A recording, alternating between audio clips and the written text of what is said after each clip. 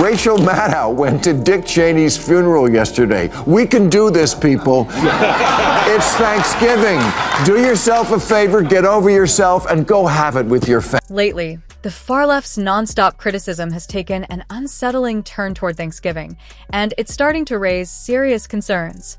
After attacking Halloween and going after Father's Day, their latest target has now become Thanksgiving itself. Once again, with sharp humor and an unfiltered style, Ma takes aim at those trying to ruin simple, joyful traditions that bring people together. There's a lot happening beneath the surface of this debate, so let's break it all down and see what's really going on. That now is a political issue. It is a real shame what's happened to this holiday, which used to be all about the good F's: food, friends, family, football, fun. And now it's you. You're not even invited because you voted for the wrong person. I'm so tired of liberals ghosting half this country. Conservatives do it too, but not nearly as much. Look, whoever's doing it, it's got to stop, because we're at a point now where politics has broken up more families than letting your wife see your... Ma dives deeper into why the far left's obsession with attacking Thanksgiving is so troubling. He argues that this is a holiday meant to unite people, not split them apart. Yet, according to his critique, some on the left would only feel comfortable celebrating if everyone at the table shared the exact same political beliefs. That turns a day built on gratitude into a loyalty test.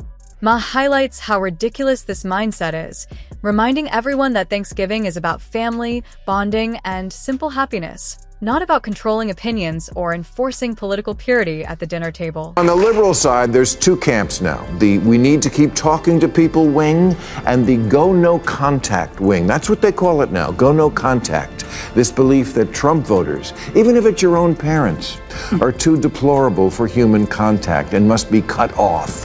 You know, like Scientologists do to suppressive people. A former speechwriter for Obama named David Litt wrote an op-ed this year called, "Is it time to stop snubbing your right-wing family?" where he admitted he'd had a change of heart and that was the wrong approach. So, of course, then the woke wing tried to banish him for breaking ranks on their policy of hating people who don't agree with you on everything, because what fun is life if you're not cutting somebody off? Across many traditions, political activism has turned ordinary celebrations into ideological battlegrounds. Father's Day was attacked as promoting patriarchy. Halloween was criticized over costume choices deemed offensive.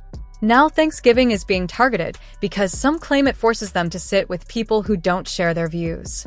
Others have even suggested there's nothing to be thankful for at all. A holiday centered on gratitude, family, and togetherness is now being treated as controversial. This constant politicization transforms moments meant to unite us into sources of division, stripping away the joy that traditions are meant to protect. Wife and head writer went public on this topic recently, so I feel it's fair to comment respectfully in public. She says she's lost relationships with relatives because she wrote them an email before the election with 10 reasons why they shouldn't vote for Trump, and some still didn't obey. So, you know, 10 reasons. I can think of 100. But I would never present it to someone as an ultimatum. Ultimatums don't make people rethink their politics, they make them rethink you. Refusing to celebrate Thanksgiving simply because you disagree with others says far more about your mindset than it does about the holiday itself. Thanksgiving is intended to be a time for appreciation, reflection, and connection, yet some allow ideology to overpower basic human decency. It raises an important question about modern culture. What does it say when people can't even share a meal because of political differences? Ma's point hits hard. Gratitude should never be conditional. Turning Thanksgiving into a political test doesn't show moral strength. It exposes resentment and bitterness. Along the way, my values became code for I'm the only one with a moral compass. You know what would have been a better exercise? Write a top 10 list to yourself where you try to imagine 10 reasons why 77 million Americans didn't want to trust you with taking power. And I say that as someone who votes Democratic. As I like to remind my very pure friends, we voted for the same person. Nearly half the country supported Trump with passion and strong belief in his policies, yet no election will ever result in total agreement. It's simply unrealistic to expect everyone to be on the same side. That's why respecting different opinions is essential, even when those views sharply conflict with our own. Debate and disagreement are part of what keeps democracy alive. Instead of attacking or dismissing people for their political choices, we should recognize the diversity of voices within society and engage with one another thoughtfully and responsibly. Do you really not get it at this point? Everything with him is done through personal relationships. He's a people guy. Trust me, he's not at home at night poring over the briefing books. This is government by people is saying. If anything, we need more people like me having dinner with him. You complain he's surrounded by ass-kissers, but your strategy is to make sure no one but ass-kissers are around him? You are not serious people. Many left-leaning critics, their bitterness during Thanksgiving comes down to one simple reason: Trump is still in power. His presence drives intense emotional reactions, and rather than handling political disappointment maturely, many turn him into a cartoon villain.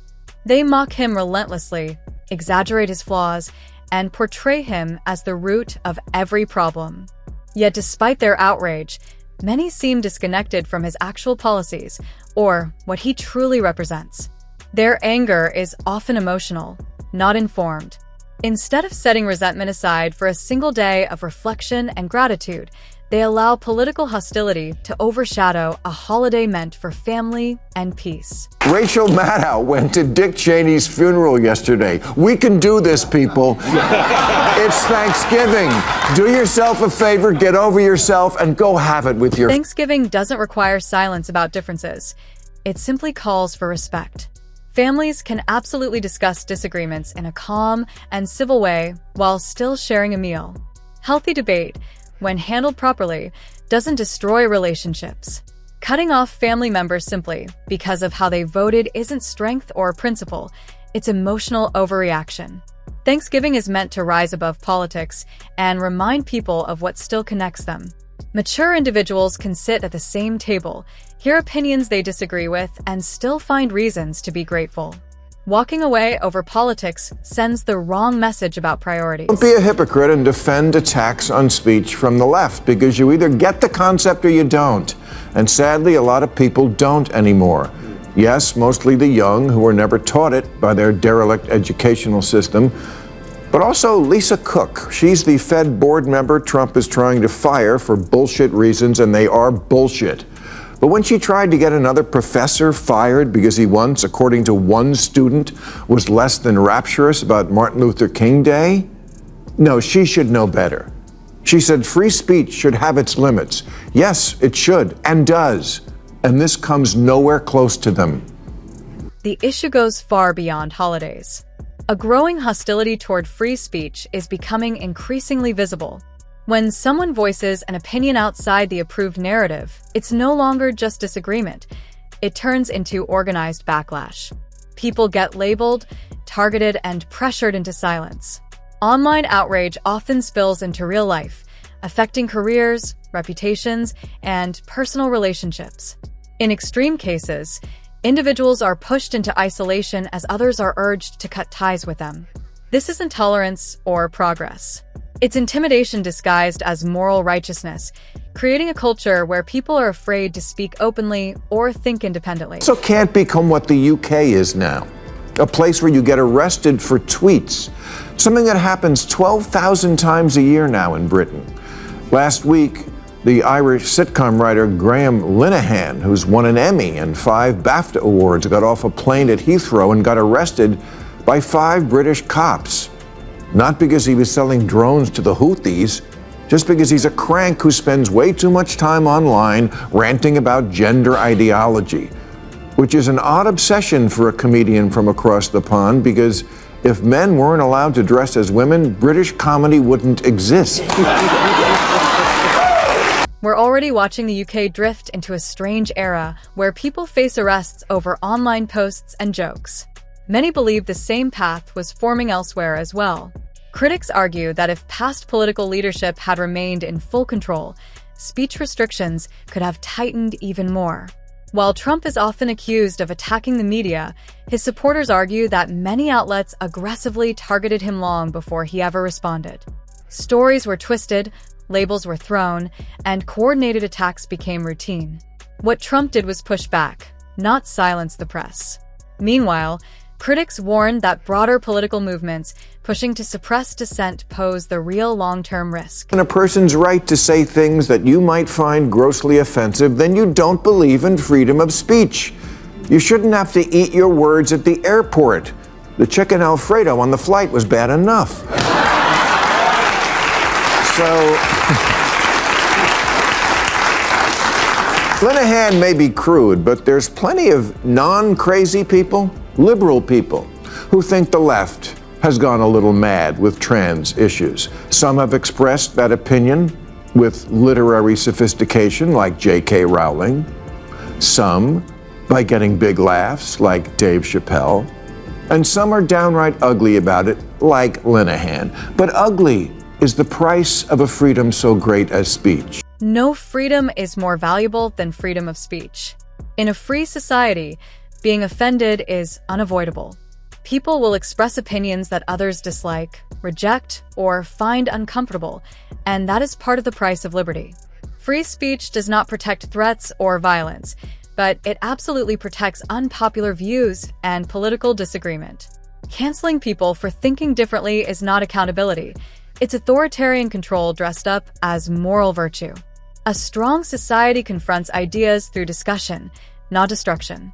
True freedom means defending speech even when we disagree with it. Without that balance, fear replaces liberty. In the end, a society that cannot tolerate disagreement cannot truly be free. Thanksgiving, family, and political debate should never become tools for forced conformity.